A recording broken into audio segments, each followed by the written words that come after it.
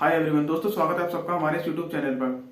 दोस्तों, जैसा कि आप सब लोग जानते हैं, मैं Mohammad Rayyan, students of BSc chemistry honours from Aligarh Muslim University. तो दोस्तों, जैसे है एएमयू के रिजल्ट आने स्टार्ट हो गए हैं।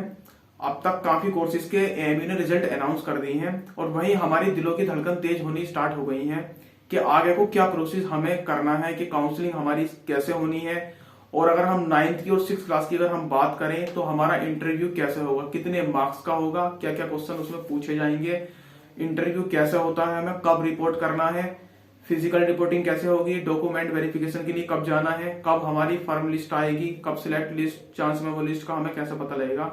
तो सारे ही डाउट आज आपके इस वीडियो में क्लियर हो जाएंगे। लास्ट तक बने रहिए हमारे साथ। तो दोस्तों, शुरू करते हैं हमारे वीडियो बिना। तो दोस्तों, अपने मेन मुद्दे पर आते हैं कि 9th और 6th क्लास का रिजल्ट का जो है हम सबको बेसब्री से इंतजार है।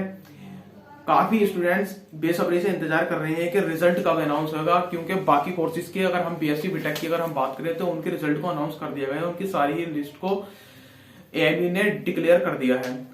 अब जो है ये रहता है कि 6 का और 9th का रिजल्ट कब डिक्लेयर होगा। तो दोस्तों, धीरे धीरे सारे ही कोर्सेज के रिजल्ट एएमयू डिक्लेयर करता जा रहा है। जैसे आज भी एमवूक का रिजल्ट डिक्लेयर किए हैं, कल की अगर हम बात करें तो कल उसने एमटेक के रिजल्ट को डिक्लेयर किया था। तो धीरे धीरे सारे कोर्सेज के रिजल्ट को डिक्लेयर करता जा रहा है और वो धीरे धीरे सारे कोर्सेज का जो रिजल्ट है डिक्लेयर होता जाएगा। और हम 6th क्लास का और 9th क्लास का भी हम मान सकते हैं कि इसकी लिस्ट जो है इसी वीक में जो है आ जाएंगी। तो गाइज, अब ये रहता है कि कुछ स्टूडेंट्स ने जो है अपने मार्क्स कैलकुलेट कर लिए होंगे। कैलकुलेट करने के बाद, निगेटिव वगैरह करने के बाद भी उन्होंने देख लिया होगा कि हम इतना स्कोर कर रहे हैं।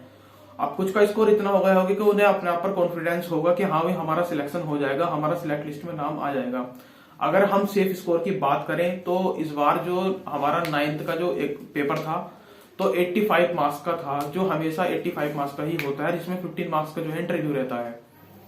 अब 85 मार्क्स का हमारा पेपर था। अब हम सेफ स्कोर की अगर हम बात करें कि जिन स्टूडेंट्स का भी स्कोर कैलकुलेट करने के बाद, निगेटिव को सब चीजों को काटने के बाद जिस स्टूडेंट का स्कोर अगर 70 प्लस है तो उसके जो है मार्क्स जो है उसके सेफ हैं और जो है उसकी सीट भी सिक्योर है।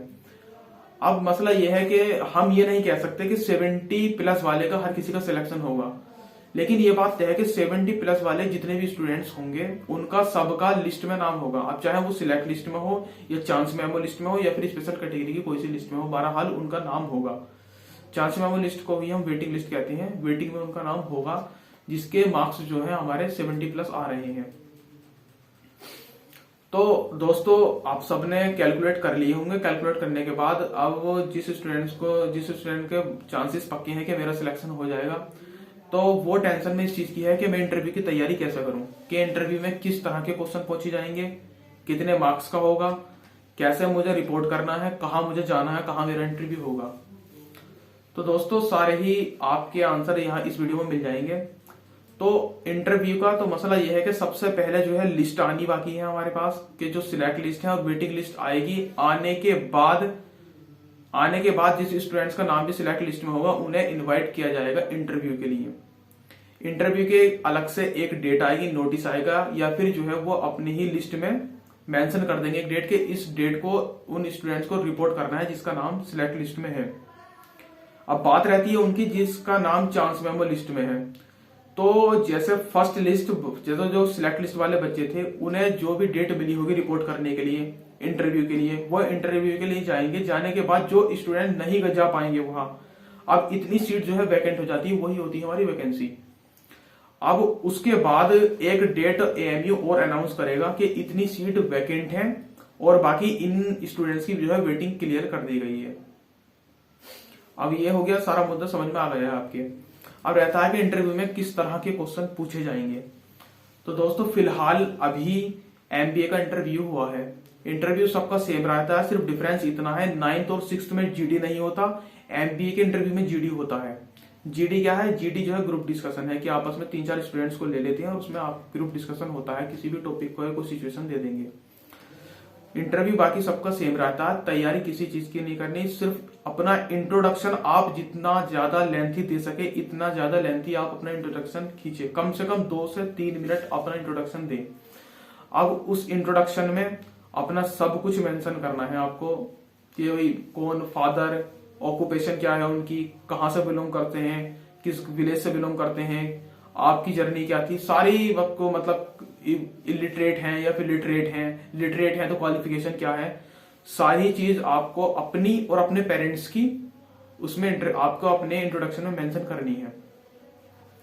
अब मेंशन करने के बाद वो आपके इंट्रोडक्शन से ही क्वेश्चन बना देंगे। अब क्वेश्चन क्या होंगे?